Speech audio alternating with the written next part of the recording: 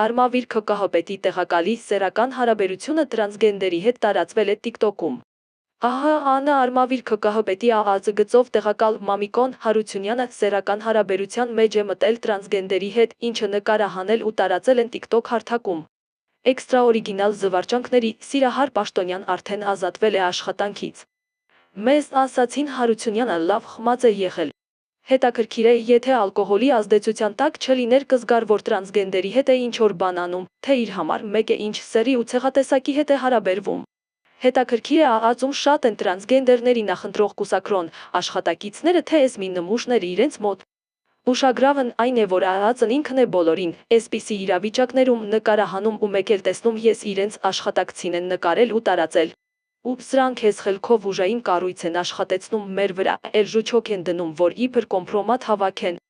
Դուք ձեր պիդռների հարցերը դեռ լուծեք, նոր անցեք նորմալ կողմնորոշման մարդկանց գրել են նա։